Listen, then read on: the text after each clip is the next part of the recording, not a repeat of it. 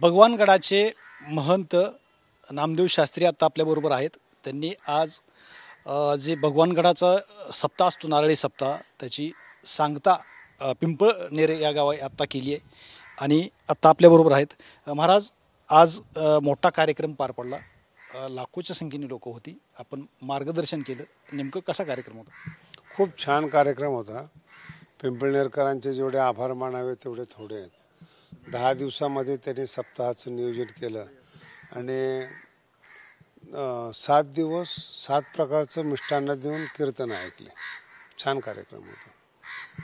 बीड जिल्हा हा आध्यात्मिक जिल्हा म्हणून ह्याची पूर्वीपासूनची ओळख आहे, मात्र अलीकडच्या काळामध्ये काही कलह निर्माण व्हायला लागलेत, याबाबत आपल्याला काय वाटतं? आजही आध्यात्मिक आहे म्हणून एवढा समाज आला ना।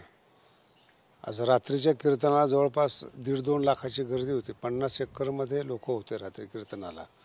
सकाळी तुम्ही डोळ्यांनी पाहिलं 25-30 एकरमध्ये समाज होता।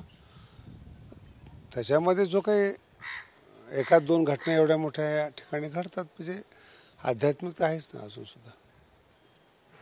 आज कार्यक्रम मोठा होता, मात्र चर्चा एकच होती की धनंजय मुंडे आणि सुरेश धस, माजी मंत्री धनंजय मुंडे आणि सुरेश धस आमदार हे एका व्यासपीठावर यायला लागलेत। काही राजकीय कलह निर्माण झाला होता।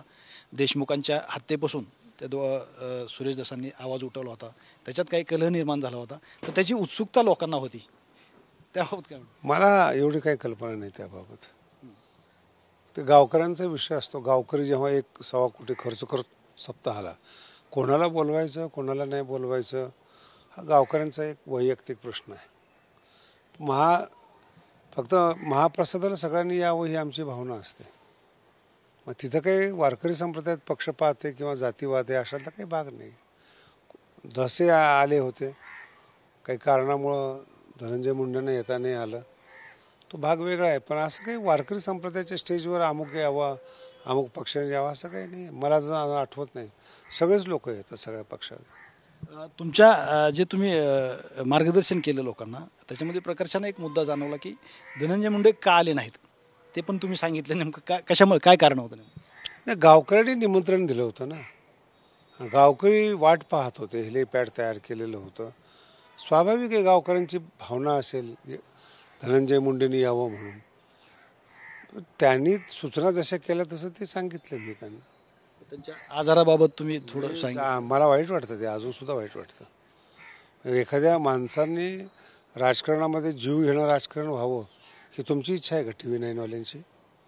मग एखाद्या आजारपणाबद्दल बोललो हे सुद्धा राजकारणच झालं काय?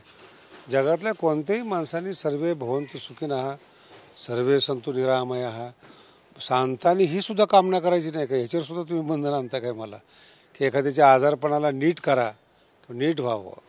तर धार्मिकतेचा सदुपयोग आहे हा। आज ईसाई धर्म आहेत, मुस्लिम धर्म आहे, ते दुआ मागतात। हिंदू धर्मामध्ये देवाकडे जाऊन प्रार्थना करतात, एखादा संत आशीर्वाद देतो। हजारो संतांच्या जवळ राजकारणी जातात, त्यावेळेस ती बातमी होत नाही ना।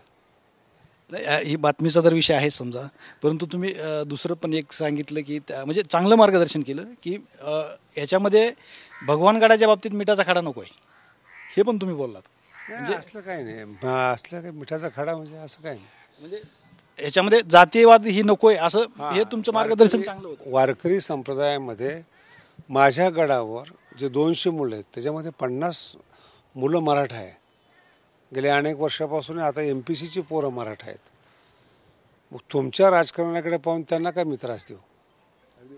त्यांची गुरु म्हणून भगवानगडावर श्रद्धा आहे। आमच्याकडे तर देशमुख गावाची दिंडी येते, अंभोरा नावाचं गाव आहे जालना जिल्ह्यामध्ये। त्यांची दिंडी आल्याशिवाय आमची दिंडी निघत नाहीत। आमच्याकडे बाणेर आहेत, तुमचं मूर्ती आहे, ज्यांनी हेच जे नारळ सप्ताह तुम्ही अटेंड केलेत, हे देशमुख समाजाच्या गावाने 4 सप्ताह केलेले आहेत।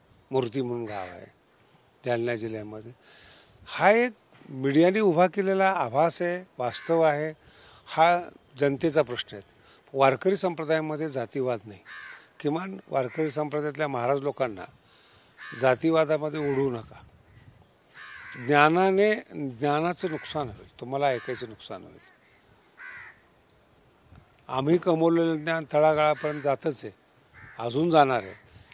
पण एखाद्या माणसाला नाही मोठं करता आलं तर लहान तरी किमान करू नका.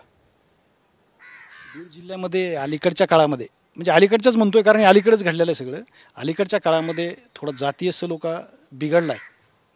कसं पाहता तुम्ही याच्याकडे? सगळं तुमचा महिमा आहे, सोशल मीडियाचा तुमचा महिमा आहे. तुम्ही कोणाला लहान कराल, कोणाला मोठं कराल. आता सध्या देवासारखा चमत्कार टी व्हीच्या हातामध्ये. महाराज खरंच तुम्हाला माध्यमाची चूक वाटते? काय गोष्टी असे आपल्या भारतामध्ये खूप क्रूरता घटना घडलेल्या आहेत आणि मी समर्थन कधीच करत नाही त्याचं. पण एखादा शब्द अभ्यासाच्या नादामध्ये अंतर्मुख असल्यामुळे जातो एखादा शब्द, पण त्याचा तो जो बाऊ केला जातो हे याचं मला विशेष वाटतं की साधू संत जे आहेत, धनंजय देशमुख हा परिवार भगवानगडाचा शिष्य आहे. जे हत्या झालेली आहे ते भगवानगडाचेच आहेत, करणारे मांडणारेच आहेत. याच्यात जे राजकारण झालं महाराष्ट्राच्या लेवलला, याच्यामध्ये तुमचा सगळ्यात मोठा वाटा आहे ना. घटना तर वाईट होती, 100% वाईट आहे. मी कुठं समर्थन केलं तिचं? आशीर्वाद दिले उलट लवकरात लवकर तो खटला चालावा. गुन्हेगार हा कधीही एका जातीचा नसतो, एका धर्माचा नसतो, हे लक्षात ठेवा. आणि हे सगळ्या लोकांना मान्य असून आरोप होतो, याचं वाईट वाटतं. गुन्हेगार हा कोणत्याही एका जातीचा नसतो. गुन्हा हा गुन्हा आहे, वाईट आहे. पण कधीही लक्षात ठेवा, आम्ही कशाला गुन्हेगाराचं समर्थन करू? आमचा काही त्याच्यामध्ये योग नाही आहे समर्थन करण्याचं. संतोष देशमुखाच्या खटल्यामध्ये तुम्हाला राजकारण झालेलं वाटतं? तेवढा अभ्यास नाही आहे माझा जेवढा तुमचा आहे. तुम्हाला ज्ञानेश्वरी कळत नाही, मला राजकारण कळत नाही. म्हणजे राजकारण म्हणजे मी काय विचारतोय की एकंदरीत परिस्थिती पाहता आणि तुम्ही तुमचा शब्द म्हणजे महत्त्वाचा आहे, जिल्ह्यासाठीच नाही आहे, महाराष्ट्रासाठी देखील महत्त्वाचा आहे, म्हणून मी तुम्हाला विचारतो. मला माझ्या शब्दाची किंमत तुमच्या माध्यमातून कळाली किती महत्त्वाचं आहे. 50 वर्ष ज्ञानेश्वरीचा अभ्यास एका बाजूला आणि एका शब्दाचं जे तुम्ही भाऊ केला तो एका बाजूला आहे. तर ते करायला नाही पाहिजे. एखादा विद्वान मनुष्य आहेत, बोलताना बोलण्याच्या ओघात एखादा शब्द वेगळ्या पद्धतीने येतो. याचा अर्थ की तो वारकरी संप्रदायातला एवढा मोठा मान्यवर माणूस आहे, तो एक लहानशी चूक करतो, याला तुम्ही हायलाईट करता, याला तुम्ही सोशल लोकांमध्ये करता. ज्ञानापासून लोक वंचित होतात. जर पब्लिकच्या मनामध्ये महाराज लोकांच्या विषयी, ज्ञानी लोकांच्या विषयी घृणा निर्माण झाली, विद्वान सुटलेला आहे, त्यांनी स्वतःची सोडवणूक करून घेतलेली आहेत. आम्हाला काही मुलं बाळं नसतात, काही कमवायचे नसतात. पूर्ण महाराष्ट्रात कुठल्याही कीर्तन क्षेत्रामध्ये मी एकही रुपया गेल्या 20 वर्षापासून घेतलेला नाही. एवढं निरपेक्षपणे कीर्तन करण्यावर तुम्ही आक्षेप घेताय, किती विशेष. हे संतोष देशमुखाच्या प्रकरणामध्ये जे तपास झाला, सगळा तपास यंत्रणा जी आहे सगळं तुम्ही पाहताय, तो आपल्याला बोलायचं त्याच्यामध्ये ही नाही आहे, पण तपास यंत्रणा सगळं तपास झालेला आहे, याबाबत काय वाटतं आपल्याला? माझं म्हणणंच असं आहे तुम्हाला, माझं क्षेत्र नाही आहे ते, राजकीय क्षेत्र आहे. राजकीय क्षेत्राप्रमाणे चाललेलं आहे. केसही सुरू झालेली, जलदगतीने तपास झालेला आहे, जे काही मी वाचलेलं आहे, तो क्षेत्र माझं नाही आहे. त्या क्षेत्रामध्ये फक्त एवढंच आहे, लवकर न्याय मिळावा. झालेला अन्याय हा फार वाईट आहे, भयानक आहे. फोटो पाहून मला याची जाणीव झाली. मी त्यावेळेस TV9ला बातमी दिली होती की फार भयानक आहे.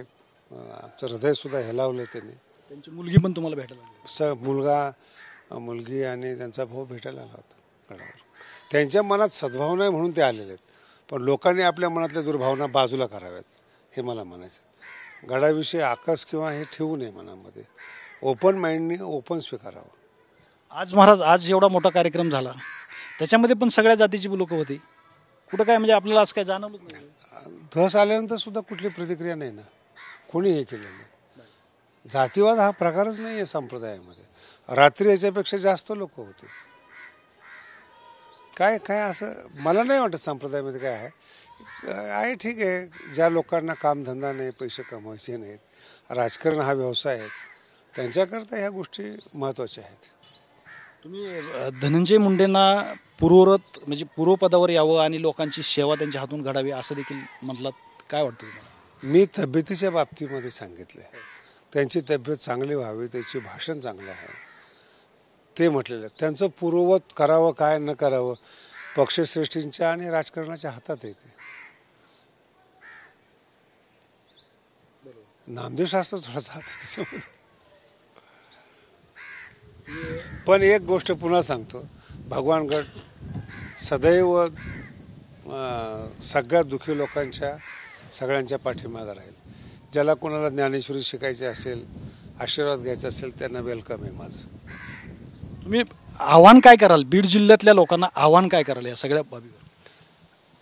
कुठल्याही वादात पडू नका, वाद डोक्यात घेऊ नका. चांगला व्यवसाय करा, नोकरी करा, अभ्यास करा आणि जीवन सुखी करा. TV9शी बोलल्याबद्दल धन्यवाद. थँक्यू. नामदेव शास्त्रीचं असं म्हणणं आहे की बीड जिल्ह्यामध्ये काही जातीय सलोखा जी ही झालेला आहे, विखुरलेला आहे थोडा, त्याच्यामध्ये कुठलंही तुम्ही पडू नका. अध्यात्मामध्ये मोठी ताकद आहे, सलोख्यानं राहावा आणि प्रगती करा, असं नामदेव शास्त्रींनी सांगितलं आहे. कॅमेरामॅन संतोष शिरसाटसह मी श्रीराम क्षीरसागर, TV9 मराठी, बीड, शिरूर कासार.